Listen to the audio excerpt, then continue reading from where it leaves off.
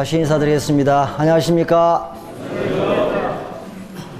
이번 수영회 잘 오셨죠? 네, 참 저도 잘 왔습니다. 언제든지 성도들이 모인 곳에는 주님의 임재의 역사가 있다 하는 것을 다시 한번 뼈저리게 경험하게 되어서 주님께 영광을 돌립니다. 이제 마지막 시간인데 마치 프로건 두 선수가 타이틀 매치를 이제 하는데 12라운드 마지막 그 라운드에 올라가는 것 같은 기분이 제가 듭니다. 사람들이 하나님의 말씀을 들을 때에 세 가지 경청하는 귀를 가지고 듣는다고 그래요. 첫 번째 귀의 형태는 스폰지형이라고 그럽니다. 스폰지는 물을 잘 빨아들이지만은 하나도 지 것으로 만들지 않고 다 흘러보냅니다. 말씀을 잘 듣지만은 자기 것으로 만들지 않고 적용하지 않는 사람이죠. 두 번째는 여과기형입니다.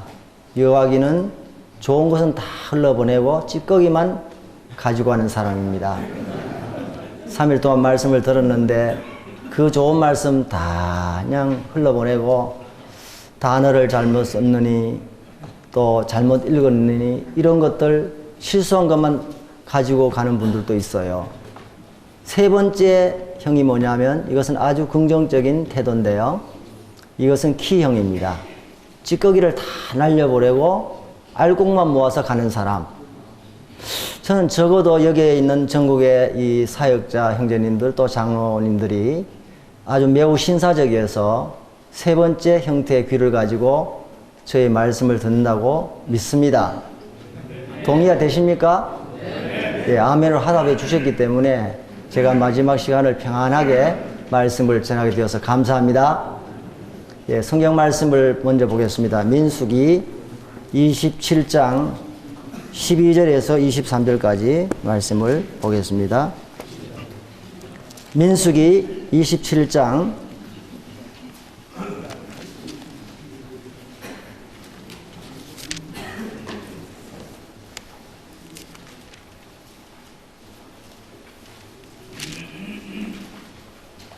12절에서 23절까지 교독하도록 하겠습니다. 찾으신 줄 알고 봉독하겠습니다. 여호와께서 모세에게 이르시되 너는 이 아바림 산을 올라가서 내가 이스라엘 자손에게 준 땅을 바라보라.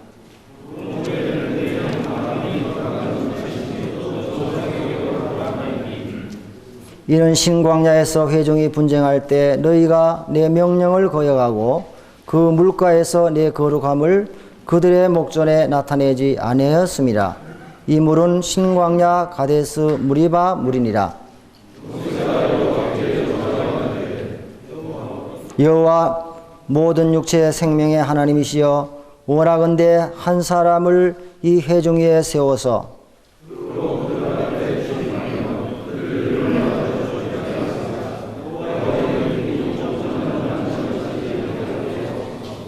여호와께서 모세에게 이르시되 눈의 아들 여호수아는 그 안에 영이 머무는 자니 너는 데려다가 그에게 안수하고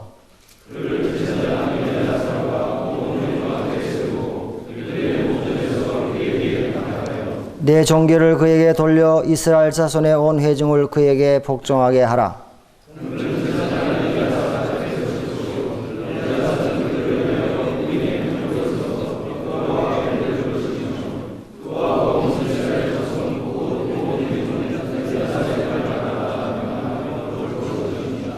모세가 여호와께서 자기에게 명하신 대로 하여 여호수아를 데려다가 제사장 엘라살과 온 회중 앞에 세우고 그에게 안수하여 위탁하되 여호와께서 모세에게 명하신 대로 하였더라. 아멘. 23절까지 말씀을 읽었습니다. 이번 시간에는 물려받은 신앙유산을 잘 계승시키라, 그런 제목으로 말씀을 좀 마무리할까 하는 마음이 있습니다. 첫 번째 시간에 물려받은 신앙유산을 잘 지키라 하는 것을 말씀을 통해서 저희들이 생각하게 됐는데요. 우리는 말씀의 거울을 통해서 우리 자신들을 비춰보고 또 역사의 거울을 통해서 우리 자신들을 비춰보고 미래를 준비합니다. 말씀의 거울을 통해서 나타난 이스라엘 백성들의 그 속성을 봤을 때 그것은 여전히 부패성을 가지고 있고 하나님의 사랑과 은혜에 반하는 그와 같은 행동을 한 것을 우리는 보았습니다. 뿐만 아니라 부정적인 여러 가문들의 모습을 통해서 우리는 참 그 자녀들에게 신앙의 유산을 물려주지 못한 그와 같은 모습을 보면서 많은 경고를 받기도 합니다.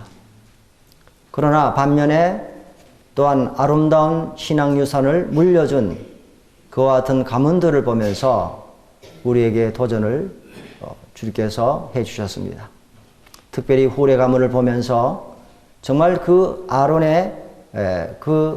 아론과 훌이 같이 모세의 손을 들려 올린 그 아주 작은 그와 같은 일이었지만은 그러나 그것이 매우 중요한 일로 연결이 되었고 위대한 일을 했던 것을 보게 되고 그리고 세세 기록이 되어서 정말 오늘 산 우리들에게도 그것이 기억되도록 하고 아멜렉과의 그 영적인 전투에서 최고의 병기는 바로 기도라고 하는 사실을 오늘날까지 전하고 있는 모습을 보면서 얼마나 큰 사역이 되었는가. 뿐만 아니라 그것은 다른 본보기를 또 낳게 되고 또 그것은 자기의 손자에까지 이어져서 성막을 짓는 그 같은 위대한 일에 연관이 되고 그리고 지도자로 성장하고 그리고 그의 이름 뜻대로 정말 존귀한 사람이 된 것을 우리는 보게 됩니다. 하나님은 우리들에게 참 놀라운 영적 유산을 우리에게 말씀으로 주셨습니다. 사역자와 장로는 이 한 권의 책인 하나님의 말씀을 위해서 평생을 연구하고 자신을 헌신하며 애쓰고 노력해서 이 하나님의 말씀을 부지런히 또한 체계적으로 지속적이고 의도적으로 가르칠 필요가 있다는 사실을 우리가 교훈을 받았습니다. 우리는 참 이와 같은 사실을 생각하면서 우리 마음속에 있는 이 부패성은 부단한 말씀과 교훈으로 훈련되지 아니하면 하나님의 은혜도 필요하겠지만은 우리는 쏠린 핸들과 같이 한쪽으로 기울어진다는 사실을 말씀을 드린 적이 있습니다. 데마는 정말 훌륭한 누가와 함께 또 바울과 함께 주님의 일을 하는 그와 같은 하나님의 사람이었지만은 그러나 그 내면 깊숙한 곳에 보이지 않는 금이 가기 시작했습니다. 세상을 사모하고 세상에 대한 미련이 정말 계속해서 커짐으로 인해서 결국은 그 내면 세계에서 일어나는 그와 같은 일들로 인해서 어느 날 세상으로 넘어져 버리고 바울을 떠났던 이 사실을 보면서 우리가 지금 어떤 일을 하고 있는지 그런 것도 중요하지만 우리의 내면 속에 일어나는 그 같은 내면의 세계를 우리가 다스리지 않는다면 그것이 점점 커져서 마치 댐 속에 있는 작은 물이 커져서 그 댐을 무너뜨린 것처럼 언젠가는 우리의 신앙을 무너뜨릴 수 있는 것을 보게 되는 것입니다. 그래서 어느 누구도 예외가 될 수 없다는 사실을 기억하면서 사단은 하나님의 종들과 하나님의 교회를 무력화시키기 위해서 온갖 노력을 기울이고 또 쉼없이 우리를 공격해 오는 사실을 기억했을 때 우리는 주님 오신 그날까지 우리의 인생의 수레바퀴가 멈추고 주님을 뵙는 그날까지 우리 얼마나 우리 자신들이 근신해야 될 것인가 하는 것을 우리에게 말씀해 주고 있는 것입니다. 어느 한순간 이제는 됐구나, 배우기를 멈춰야 되겠구나, 이만큼 하면 내가 됐다 하는 이런 생각이 들어오면서 우리의 마음의 빗장을 이제 걸어 잠그지 않고 느슨하게 푸는 그 순간 우리에게 매우 위험한 일들이 오는 것을 기억하고 특별히 하나님의 교회 장로님들은 그 교회의 얼굴이잖아요. 영적인 수준이잖아요. 이 장로님들을 통해서 사단이 얼마나 역사하는가. 그래서 사단은 목자를 치면 양떼가 흩어진다는 사실을 너무너무 잘 알기 때문에 최일선에 선 하나님의 종들을 넘어뜨리기 위해서 온갖 노력을 하는 것을 보면서 정말 우리는 서로를 위해서 기도해야 되고 또 성도들로부터 기도를 요청해야 되는 그와 같은 입장에 있다는 것을 기억하면서 교만 중에 가장 큰 교만은 기도하지 않는 교만이라는 사실을 우리가 마음 가운데 명심할 필요가 있다고 생각되는 것입니다. 한 사역자가 넘어졌을 때 그 한 사역자의 넘어짐으로 끝나는 것이 아니고 일파만파로 그 폭풍이 성도들에게 얼마나 많은 냉소거리를 제공하고 교회에 정말 신앙의 불을 꺼버리고 그 후유증이 얼마나 큰 것을 알게 되죠. 그리고 그것은 전국 지역 교회뿐만 아니라 전 세계 하나님의 사람들에게 큰 실망을 가져주는 것을 보면서 우리 자신들은 정말 주님 앞에 늘 깨어서 이와 같은 신앙을 잘 유지하고 내 자신을 지키고 또 그렇게 함으로 인해서 신앙의 유산을 보이지 않게 무형의 유산으로 우리 후손들에게 물려줄 수 있다고 믿습니다. 그래서 오늘 이 두 번째 시간에는 정말 우리가 잘 지키는 것도 중요하지만 우리가 이것을 잘 전수하고 우리가 이 물려주는 것이 참 필요하다는 사실이죠. 왜냐하면 한 세대는 오고 한 세대는 가는 것입니다. 어느 누구도 그 세월에 정말 흐름 앞에서 영향을 받지 않을 사람이 없죠. 우리 모두 다가 유한한 존재라고 하는 사실이죠. 너도 가고 나도 가고 어느 누구도 장담할 수 없잖아요. 하나님께서 우리의 생에 한계를 주셨기 때문에 우리는 그 한계 안에 사는 것입니다. 시간의 한계, 공간의 한계 속에서 우리가 살게 되는 것입니다.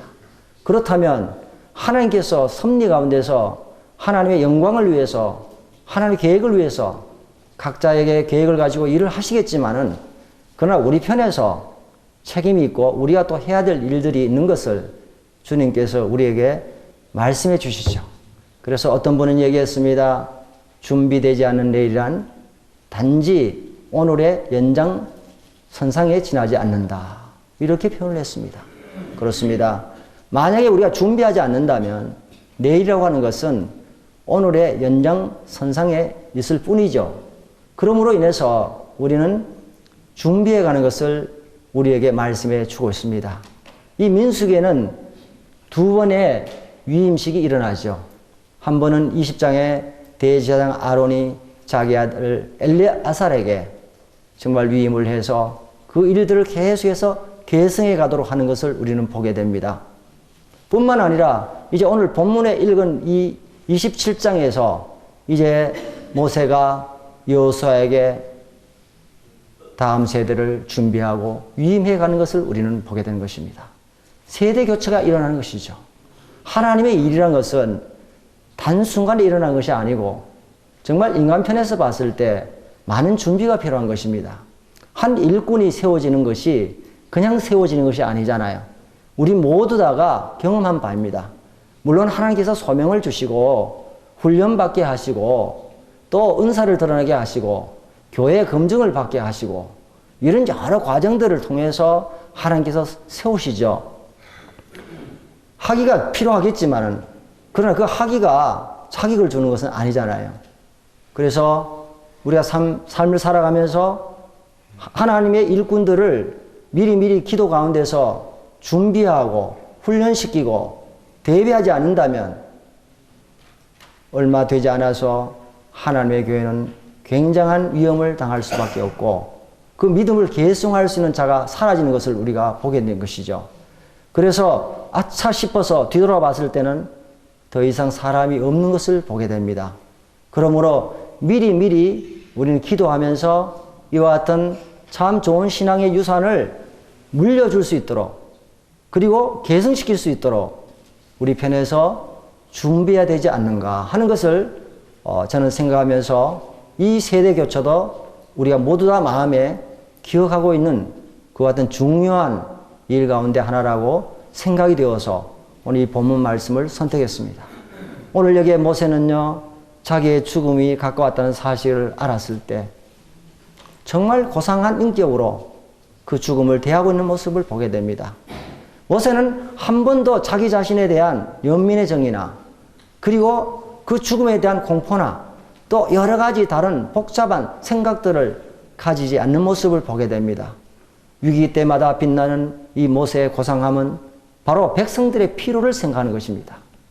목자 없는 양같이 유리하지 않게 해달라고 하는, 정말 자기 민족과 자기 백성의 정말 그 필요를 진심으로 생각하는, 그리고 그것을 온통 생각하는, 자기 자신에 대해서는 완전히 잊어버린 훌륭한 종의 모습을 보면서 참 얼마나 제 자신과 다른가 하는 것을 생각하게 되었습니다. 또 한 가지 이 모세가 생각하는 것은 뭐냐면 하나님의 영광을 위해서 기도했다는 겁니다. 하나님의 영광을 생각했습니다. 모세가 이스라엘 백성들이 우상을 만들고 금송아지를 만들어서 야단을 내서 하나님께서 그들을 징벌하려고 했을 때, 또 고라의 반역이 일어났을 때, 여러 모습을 통해서 위기를 만날 때마다 모세는 하나님 앞에 나가서 무릎을 꿇으면서 간구하면서 하나님의 영예를 위해서, 하나님의 영광을 위해서 그는 기도하고 했던 것을 보게 되는 것입니다. 그래서 백성의 필요와 하나님의 영광을 위해서 하나님 사람을 세워달라고 정말 간절히 기도하는 모습을 보게 됩니다. 이것은 바로 올바른 신앙의 유산을 계속해서 전수하고 계승시켜야 된다고 하는, 그리고 하나님의 나라와 영광을 위해서 어떻게 해야 된다는 사실을 분명히 인식하고 있는 훌륭한 하나님의 종인 것을 보게 됩니다. 여기는 이기심이나 명예심이나 자기의 개인적인 야망이 전혀 포함되지 않는 그와 같은 하나님의 종의 아름다운 그 마음을 우리가 잃게 될 때에 우리가 얼마나 다른가요? 우리가 도전을 받지 않나요? 하나님이 원하시는 것이 무엇일까요? 우리의 마음속에 정말 이와 같은 아름다운 마음을 주께서 받으시기를 원하시는 것이요. 그래서 그를 불러라 그랬습니다. 여호수아는 이미 준비된 사람이에요. 그는 많은 훈련을 받은 사람입니다. 그리고 섬김의 본을 실제적으로 한 사람입니다. 물을 떠서 모세의 손에 이렇게 부어줬던 그 사소한 일 같지만은 오랜 세월 동안 광야에서, 그 먼지 나는 그 광야에서 그 모세에게 손을 부어줬습니다. 그것뿐이겠습니까? 전쟁터에 나와서 정말 목숨을 걸고 싸움을 했던 사람입니다. 영적 전쟁이 무엇인가를 아는 사람이었습니다. 단순히 지식만 가지고 있는 사람이 아니었어요. 그리고 하나님의 때를 기다리면서 하나님께서 그를 부를 때까지 앞서지도 아니하고 요구하지도 아니하고 뛰쳐나가지도 아니하고 그 작은 일에 충성했던 하나님의 종이었습니다. 때가 되면 하나님께서 이제 모세의 정말 임무를 끝내고 이와 같은 종에게 이것을 물려주면서 가나안 복지를 점령하게 하는 이와 같은 사실을 우리가 보게 되고 그 임무를 맡기게 되잖아요. 그리고 그는 하나님의 영이 있는 사람이라고 말했습니다. 다른 말로 얘기하면 성령이 인도하는 그렇던 사람이었습니다. 인간의 지식이나 지혜가 아닙니다. 경험을 앞세운 사람이 아니었습니다. 그는 그런 경험도 있었고 있었지만은 항상 하나님의 성령의 감동과 인도하심을 받는 그와 같은 사람이었습니다. 우리의 지혜가 필요하고 경험이 필요하고 학식이 필요하겠지만은 성령님을 대신하고 지혜의 영을 대신할 것이 무엇이겠습니까? 우리는 살아가면서 이와 같은 참 성령님이 우리와 함께 하신다는 사실이 얼마나 놀라운 일인지 주님 앞에 감사를 드리게 되죠. 그래서 이제 이 사람을 불러다가 모든 백성의 앞에서 위임하면서 그 일을 부탁했을 때 이제 그 말씀대로 순종해서 이제 여호수아를 위임해서 그 일을 개성시키는 것을 보면서 어쩌면 우리 가운데서 지금 앉아있는 우리 형제님들이 아마 이와 같은 상황 가운데 이르지 않았나 그런 생각을 해봅니다. 아니면 그런 상황 가운데 이르지 않다 할지라도 하나님의 몸된 교회와 하나님 나라를 위해서 사람들을 준비해 가야 되지 않나 저는 그런 생각을 해보는 것입니다. 이와 같은 생각을 해보면서 지금 우리는 시대적 상황을 잘 읽어야 된다고 생각합니다. 다윗의 용사들이 시세를 잘 알았던 것처럼 시대의 흐름을 읽지 못하면 아무것도 아니죠. 그래서 우리는 좀 신문을 보면서 국제의 정세를 보면서 이와 같은 모든 것들을 볼 때 이것은 하나님의 역사의 주인공으로서 어떻게 인도해 가시는지 우리는 충분히 읽을 수 있다고 생각합니다. 주님께서 말씀하셨습니다. 만물의 마지막에 가까웠으니 너희는 정신을 차리고 근신하여 기도하라. 무엇보다도 열심으로 서로 사랑할지니 사랑은 허다한 죄를 덮느니라. 사도 바울은 로마서 13장에서 뭐라고 그랬습니까? 밤이 깊고 낮이 가까웠으니 우리가 어둠의 일을 벗고 빛의 갑옷을 입자. 우리는요, 지금 처음 믿을 때보다 구원이 점점 가까워왔습니다. 이 시대가 어떤지를 잘 아시죠? 급변한 시대로 변해가고 있습니다. 우리는 첫날에 정보를 통해서 들었습니다. 이미 우리가 다 익히 알고 있는 부분들이 많이 있죠. 형제자매들 말씀드리지 않아도 아마 지금 이 시대가 어떤 시대로 가고 있다 하는 것을 아마 잘 아실 거예요. 매우 위험한 시대에 우리가 살고 있어요. 정신을 바짝 차릴 때가 되었습니다. 그런데 성도는 어떻습니까? 자고 있어요. 사역자들도 너무 바쁘다고 말합니다. 저도 그렇게 말합니다. 그런데요, 사실 그 바쁜 가운데서도 우선순위가 무엇이 중요한 것입니까? 우선순위를 잘못 잡고 우리가 살아갈 때 얼마나 많습니까? 어떤 분은 얘기했습니다. 바쁜 성도는 나쁜 성도가 될 가능성이 많고 바쁜 사역자는 나쁜 사역자가 될 가능성이 많다 그랬습니다. 맞습니까? 차를 몰아보면요, 속력을 빨리 내면 빨리 낼수록 판단력이 쉽지 않습니다. 그리고 사고를 더 크게 낼 수 있어요. 우리는 쉼표가 필요하죠. 주님과의 관계가 우선입니다. 그런데 얼마나 분주해요. 그래서 주님의 뜻보다는 우리의 뜻이 앞설 때가 얼마나 많습니까? 그러면서 주님의 일을 하고 있다고 자부하면서 만족하지만 사실은 주님의 뜻과 거리가 먼 것들이 너무 많다고 하는 사실을 우리가 시간이 지나가 보면 알게 될 때가 얼마나 많습니까? 이제 이슬람이 점점 침투합니다. 이슬람이 영국을 노렸잖아요. 19세기에 전 세계를 두 번이나 붕시키고 전 세계를 봉화시켰던 영국을 사로잡으면 우리 승리한다고 생각했습니다. 수많은 오일달러를 쏟아부으면서 유학생을 보내면서 학교를 건설하면서 그렇게 시작을 했습니다. 수세기가 지난 다음에 그리고 오랜 세월이 지나지 않았지만 전 유럽이 이슬람화 되어가는 모습을 보면서 우리 섬찟한 생각을 듭니다. 영남 지역에서 우리 한 형제님을 불러서 이슬람에 대해서 우리가 들었습니다.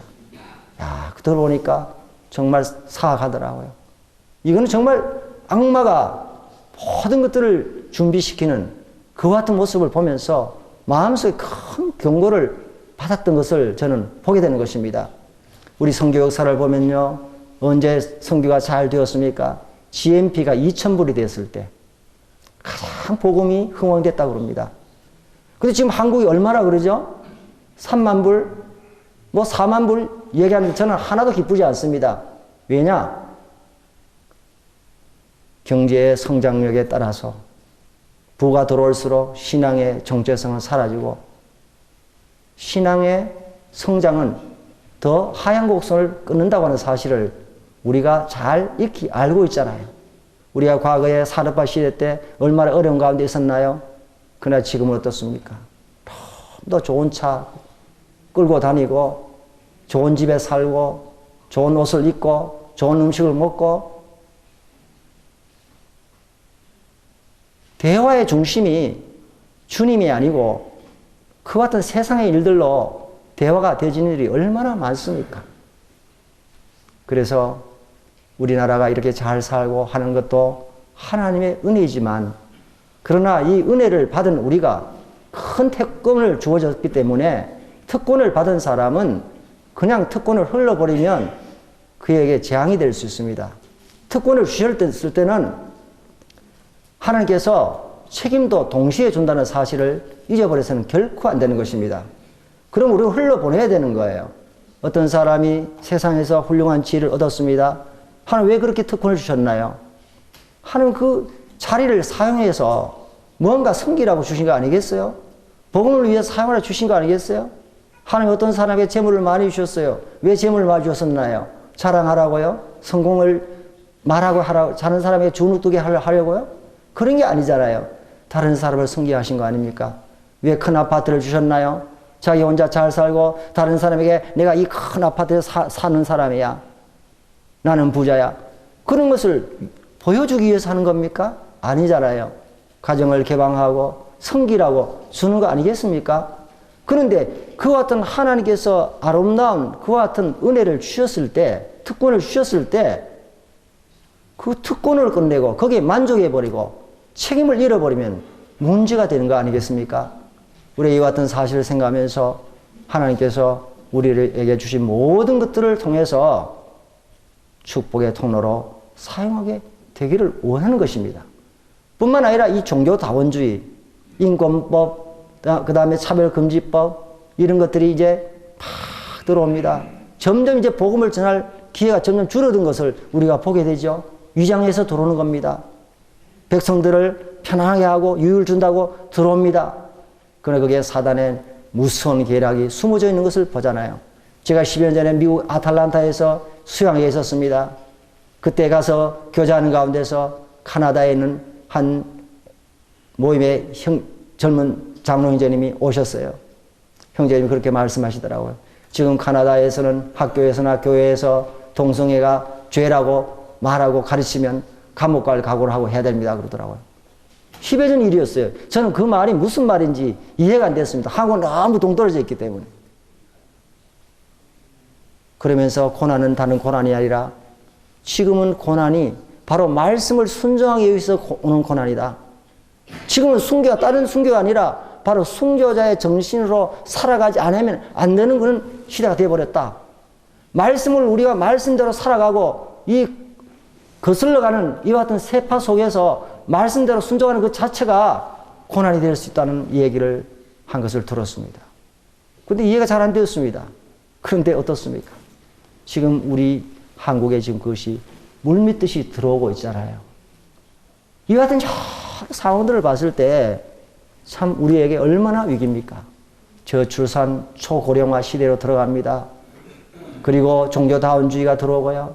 뿐만 아니라 이제는요, 정보화 시대의 특징이 뭡니까? 권위 파괴 시대입니다. 학생이 선생의 목을 함부로 흔들고 발로 차고 때리고 집단으로 폭행하고 이제는 권위가 없어요. 노인들을 존경하지 않습니다. 위아래가 없어요. 여러분 동물의 세계에서 다 위아래 있는 거예요. 근데 이 위아래가 없어요. 이게 문제입니다. 이게.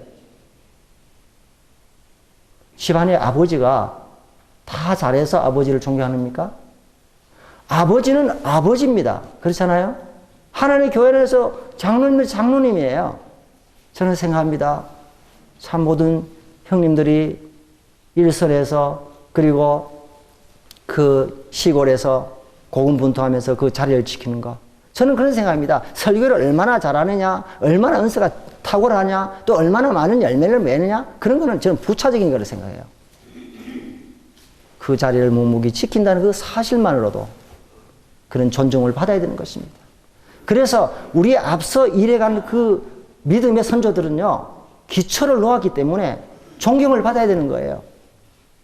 그리고 미래 세대는 어떠냐? 교회의 희망이기 때문에 존중을 받아야 되는 것입니다. 그러므로 신구 세대가 함께해서 보수와 진보가 함께 생각을 하면서 균형 맞게 발전해가는 것이 바로 사회가 아니겠습니까? 하나님의 교회 안에서도 연락하신 분들이 없으면 지혜가 사라져 버리잖아요. 젊은 사람들은 지식이 많습니다. 그러나 지혜가 부족하잖아요. 지식이 많지만은 지혜가 더 중요하잖아요. 그래서 우리는 앞선 분들을 존중하고 그 존중할 때 나도 존중을 받잖아요. 내가 지식이 있고 은사가 좀 뛰어났다고 영어를 좀 잘한다고 외국어를 좀 잘한다고 해서 노인들을 무시하고 그렇게 한다면 그것은 얼마나 위험한 일이겠습니까? 연락하신 분들은 하나님의 교회 울타리예요. 기도의 울타리입니다. 울이 없으면 어떻게 되겠습니까? 온갖 짐승이 들어와서 다 문제가 생기지 않겠습니까? 우리 이 같은 사실을 생각하면서 우리가 앞선 분들을 존중하면서 지금까지 이 그분들이 간 그 길을 통해서 그분들의 삶의 태도를 보면서 그분들의 가르친 말씀을 통해서 그분들의 헌신을 통해서 그 유산을 우리가 받아서 우리가 오늘 여기에 있는 것입니다. 그들의 수혜를 잇는 것입니다. 그뿐만 아니라 우리 후대에게 우리도 무형의 유산을 물려주고 있잖아요. 여러 모습을 통해서 우리가 그 유산을 지금 물려주고 있습니다. 이 같은 사실을 우리가 기억하면서 이 시대의 상황을 잘 생각하고 어찌하든지 정말 이 한국 모임이 이 짧은 역사 가운데서 지금 이 사역이 여러 방면으로 확장돼 가고 하는 것을 보면서 하나님의 놀라운 역사인 것을 부정할 수가 없다고 하는 사실입니다. 참 이 같은 사실을 보면서 주님은 고린도전서 1장 26절에 말씀하셨잖아요. 형제들아 너희 가운데 문벌 좋은 자가 많지 않고 지혜 있는 자가 많지 않고 부한 자가 많지 않고 지식 있는 자가 많지 않다. 없다는 게 아니에요. 많지 않다는 겁니다. 근데 주님께서 어떤 사람 택했습니까? 미련하고 연약하고 약하고 그런 사람을 택하사 강하고 부한 자들을 부끄러워하게 하시다. 저는 고린도전서 1장 26절 이하를 보면서 이 고린도 교회 분열이 인간의 지혜를 높이고 사람을 높일 때 그 문제가 왔잖아요. 인간의 지혜가 훨씬 탁월해 보였지만은 하나님의 어리석음보다는 훨씬 못하잖아요. 이런 것을 보면서 하나님께서 하시는 역사는 항상 어린아이의 입을 통해서 역사하시고 한국 모임이 시작일 때 정말 그 미약한 모습으로 가정에서 시작하고 몇 분의 성도에 시작됐지만은 이 짧은 시간에 이렇게 비약적인 발전을 할 수 있는 것은 하나님께서 우리가 연약하지만 하나님께서 우리를 사용하셔서 지금까지 오게 하셨다. 그걸 보면서 바로 모임의 역사, 모임의 형제님들이 하시는 일들을 보면서 고린도전서 1장 26절 이하의 주석이다. 저는 그렇게 생각합니다. 그런 모습을 보면서 물론 여러 가지 연약함과 시행착오도 많이 있었고 그런 것도 있지만 그러나 우리가 본받아야 될 일들이 얼마나 많은가 하는 그런 것들을 제가 생각하면서 정말 우리들에게 확실한 복음과 뿐만 아니라 신약 교회의 원리를 우리에게 가르치시면서 일반 교단에서 생각할 수 없는 그와 같은 명확한 것들을 보여주신 것입니다. 저는 어떨 때 차를 타고 가면서 이런 생각해 봅니다. 야, 내가 만약에 여호와 증인을 만났더라면 어떻게 됐을까? 나는 분명히 아마 여호와 증인의 장로가 됐을 거다. 그래서 금요일마다 사람들에게 그 전도하는 방법을 가르치면서 그러면서 제가 장로로서 수많은 사람들을 지옥으로 끌고 갈 거다. 그런 생각했습니다. 그럴 가능성이 다분히 있는 사람이에요, 저는. 여러분은 그렇습니까? 제가 만약에 안상홍 증인의 사람을 처음 만났다면 어떻게 됐을까? 나는 안상홍 증인의 사람을 만났을 거라고. 그래서 나는 아메리카로, 미국으로 나는 선교 갔을지도 몰라요. 나는 신천지를 먼저 만났으면 어떻게 됐을까? 통일교를 먼저 만났으면 어떻게 됐을까? 그런 생각을 하면 삼키점사하면서 마음이 그렇게 안심이 되는 거예요. 나이가 들어가면 들어갈수록 인생을 생각해 봤을 때 얼마나 헛된 일에 수많은 물질과 정력을 낭비하면서 그 악한 짓을 하면서도 올바른 일인 줄 알고 마지막에는 영원한 지옥불에 들어가서 슬피 울며 이르가는 그 같은 일들을 하지 않았을까 생각하면서 나에게 복음을 전해주고 기도했던 그분들을 생각했을 때 너무 감사하고 고맙고 제가 바른 교회를 만났다는 게 너무 감사한 거예요. 그렇지 않습니까? 외형적으로 막 큰 교회들이 많죠. 대형교회는 많죠. 그러나 그 안에 성공주의가 들어오고 번영주의 신학이 들어오고 그와 같은 것이 들어왔는데 어느샌가 대형교회들이 무너지고 쩔쩔매잖아요. 지금 얼마나 위기를 겪었습니까? 그런 걸 생각하면 우리는 적었고 연약함도 많고 여러 가지 문제점도 있었지만은 그러나 신약교회의 원리를 우리에게 명확하게 가르쳐줬고 또 분명한 복음을 우리에게 가르쳐줌으로 말미암아 그것을 통해서 우리 자신들이 얼마나 많은 보호를 받았나요? 그리고 인생을 뒤돌아봤을 때 하나도 후회가 안 되는 거예요.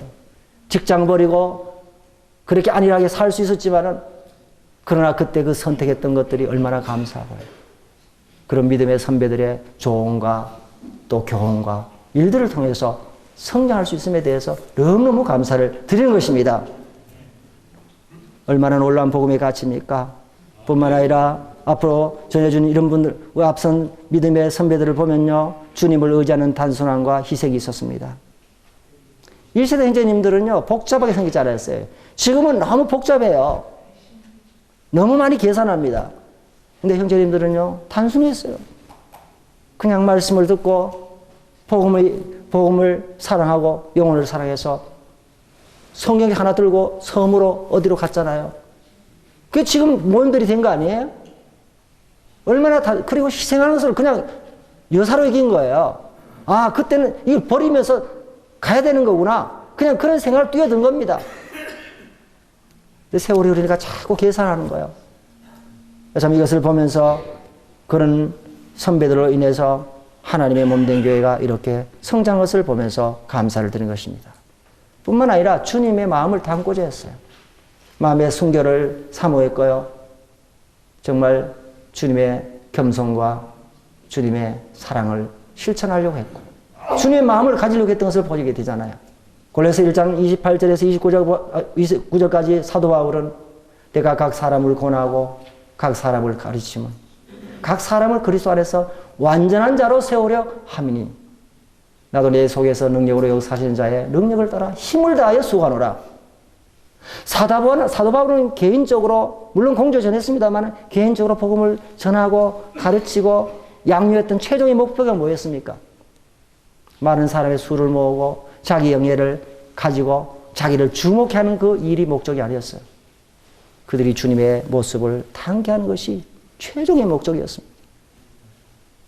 그리고 최선을 다해서 자기 속에 역사의 성령의 능력을 따라 일했던 것을 보게 됩니다. 앞서 믿음의 선진들이 그렇게 했던 거예요. 주님의 모습을 담기를 원했던 거예요. 오늘날 우리는요, 대형교회를 본받아서 나도 큰 교회 해봐야지. 그런 생각을 하면서 우리가 빗나간 생각을 할 때도 있지 않습니까? 물론 그것이 전부 나쁜 건 아니죠. 성령의 역사라면. 그러나 그런 것들이 우리의 사로잡고 있는 것을 보게 됩니다. 우리의 마음속에 세월이 흐를수록 주님의 모습을 담지 못한 것을 한탄하면서 주님 앞에 기도하는 마음이 필요하지 않을까요? 뿐만 아니라 연합을 했습니다. 연합을 해치지 않는 독립, 지역계 독립.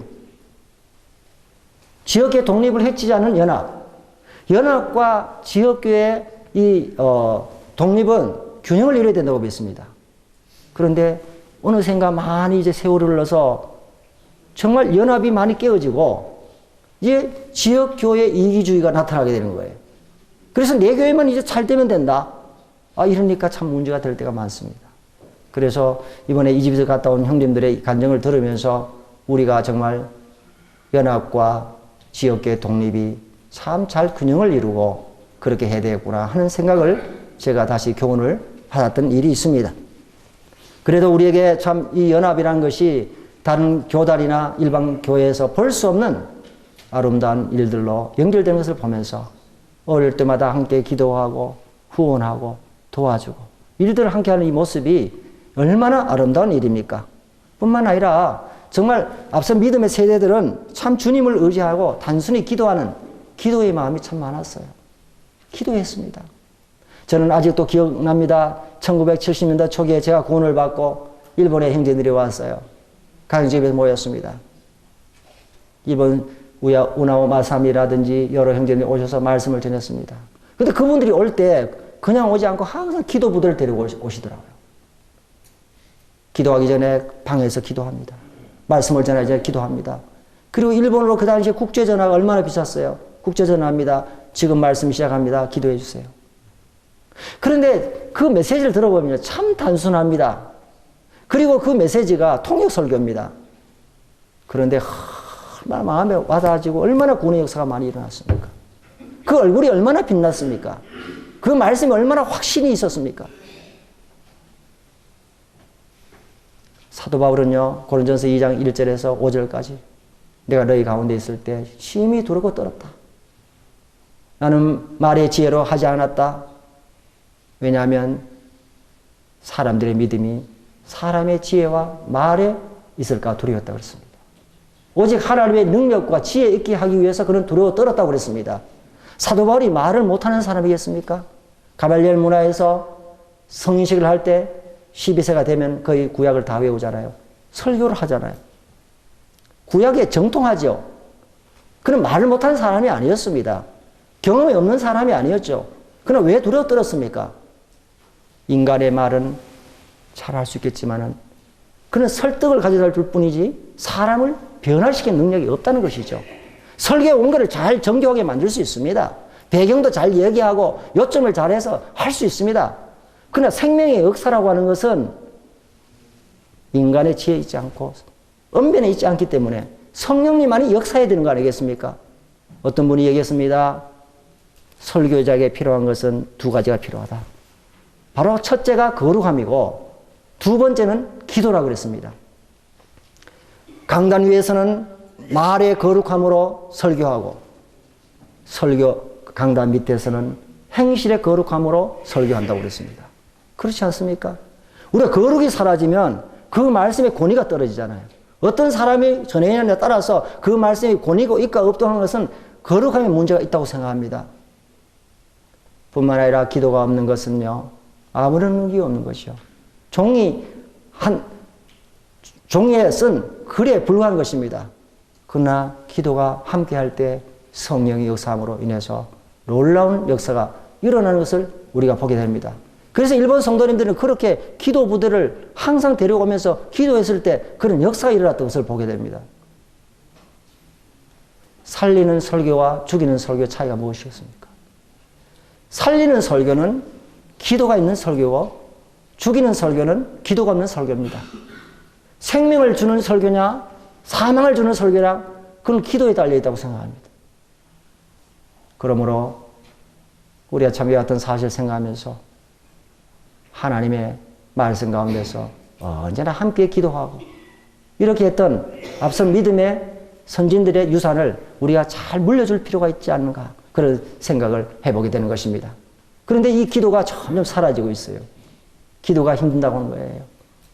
찰스 스펄전이 목회를 했을 때 정말 수많은 사람들이 구름대까지 몰리고 역사가 일어났습니다. 후배 그 사역자들이 찾아갔습니다. 선배님 어떻게 해서 이렇게 많은 사람들의 역사가 일어납니까? 그때 아무 말을 하지 않고 손가락을 이렇게 밑으로 이렇게 가리켰다는 거예요.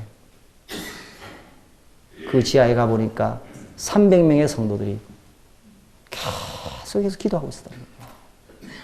에드워드 페이슨이라는 분은 이런 얘기했습니다.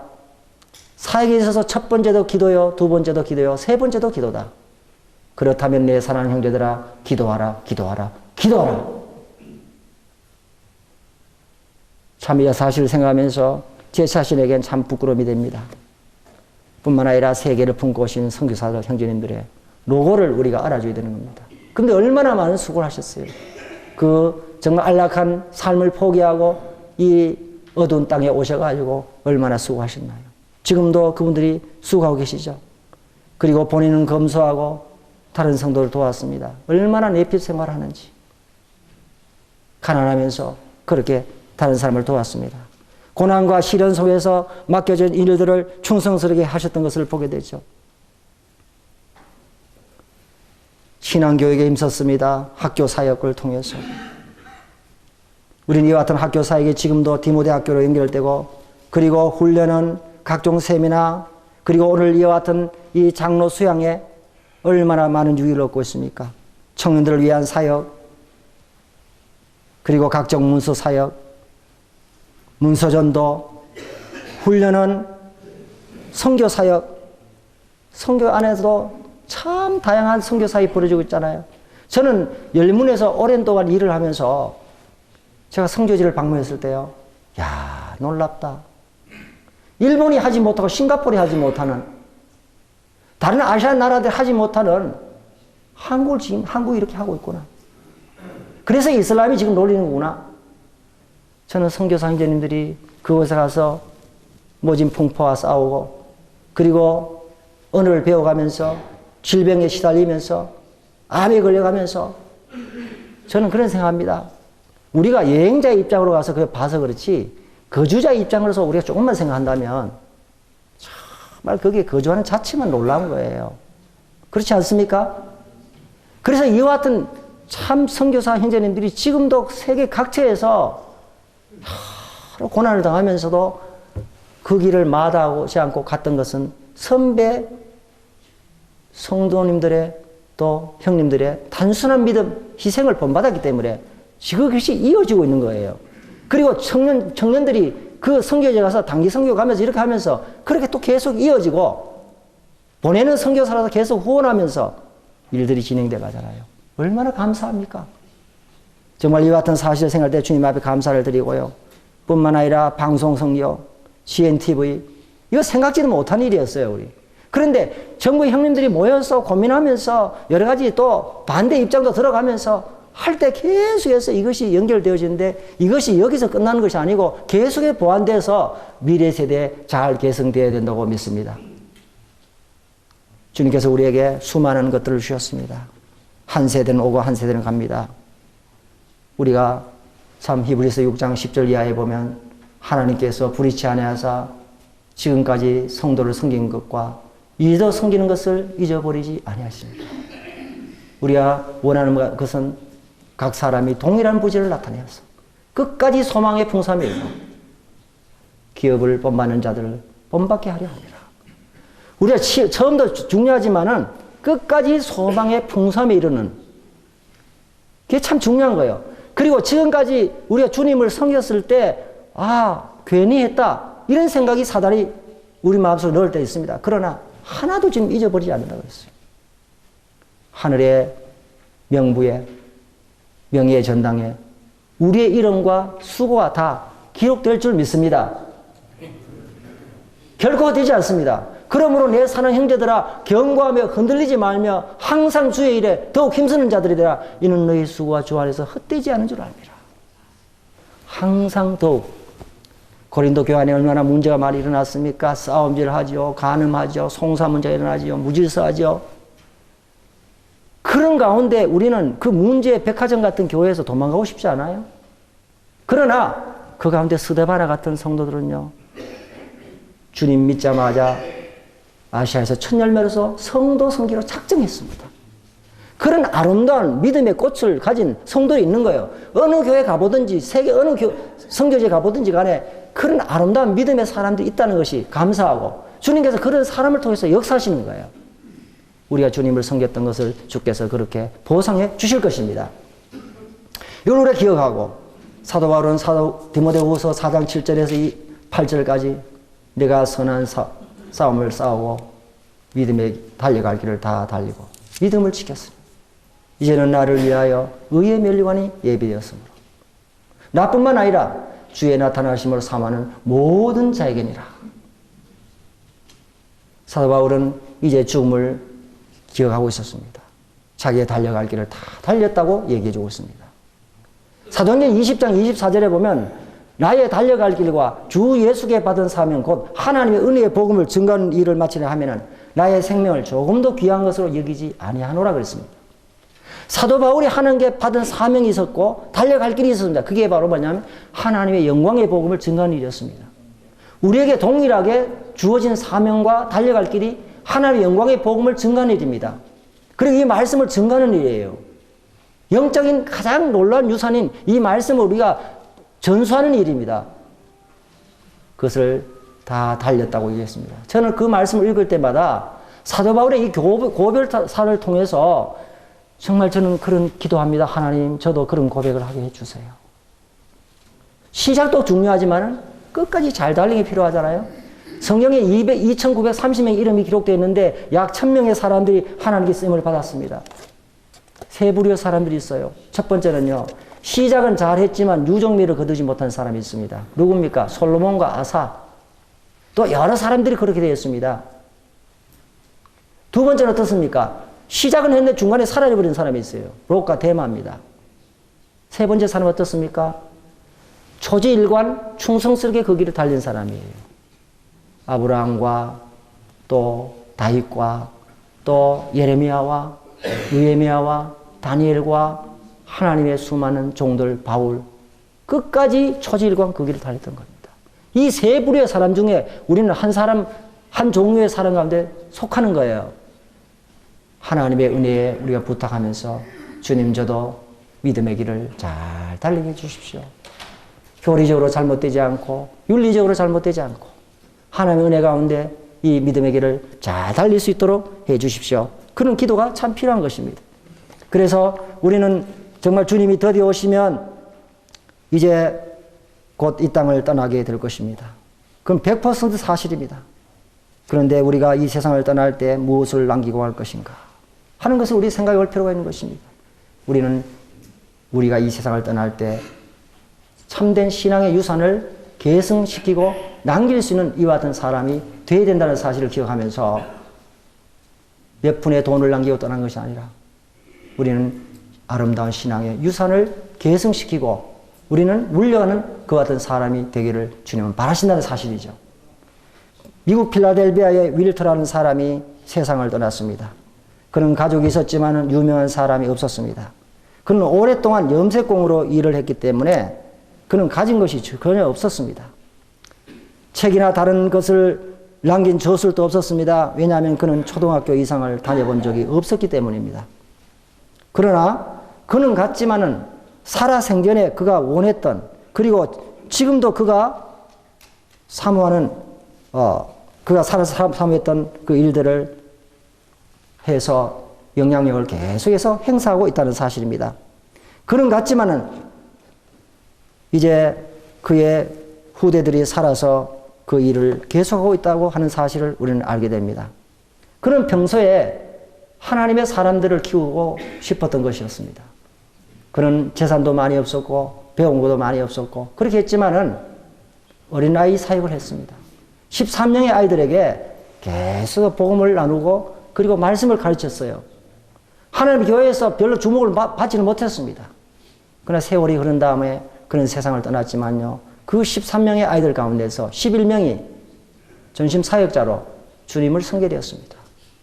그 11명의 가운데 한 사람은 미국의 유명한 성경 교사가 되었습니다. 그리고 전 세계에 영향을 끼치는 그와 같은 성경 교사가 되었던 것을 보게 됩니다.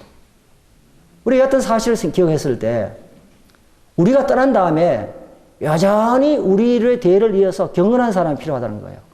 세월이 흐르면 흐를수록 쉽게 사라지는 게 뭡니까? 경건한 사람들이 사라진다는 겁니다.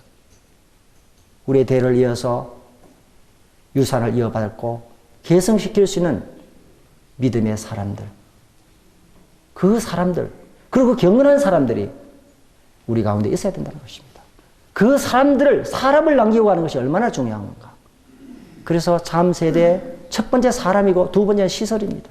저는 그 생각을 해봅니다. 그래서 앞으로 5년 내지 10년 후에 우리 교회의 모습은 어떻게 될 것인가. 그걸 생각하면요. 거룩한 긴장이 생깁니다. 거룩한 두려움이 생기는 거예요. 우리 모든 형제자매들의 마음속에 또 우리 장로님들의 마음속에 각 지역교회 성도들의 마음속에 5년과 10년 후에 우리의 교회의 모습에 그 모습을 기억하면서 정말 내가 이 세상을 떠날 때 그와 같은 경건한 사람들이 나를 이어서 그 일을 어떻게 할 것인지를 생각하고 기도하고 준비하시는 여러분 되시기를 바라면서 모든 말씀을 마치겠습니다. 기도하겠습니다. 은혜로우신 아버지 하나님, 소자를 부르시고 인도해 주셔서 참 여러 귀한 형님들 앞에 말씀을 전할 때 심히 두렵고 떨리는 마음이 있습니다. 아버지 하나님, 그러나 저희들이 모두가 주님 앞에 서 있습니다. 그리고 언젠가는 우리도 이 땅을 떠날 것이며 또 우리도 우리의 일을 위임할 때가 온다는 사실을 기억하면서 하나님 저희들을 긍휼히 여겨 주셔서 하나님 우리가 떠난 다음에도 우리의 대를 위해서 이 믿음의 유산을 계승할 수 있는 사람을 일으켜 주옵소서. 그리고 그것으로 끝나는 것이 아니라 계속해서 이 한국 모임이 이와 같은 선조들이 정말 걸음을 뿌리고 희생한 그 위에 피어진 이 믿음의 아름다운 유산의 꽃들을 계속해서 피워갈 수 있도록 복 주시기를 원합니다. 주님, 저희들은 여전히 연약함이 많습니다.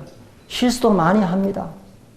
하나님 저희들을 긍휼히 여겨 주셔서 주님의 장중에 붙들어 주시고 훈련시켜 주셔서 저희들을 통해서 영광을 받으시고 주님의 이름이 찬양을 받으시기를 원합니다.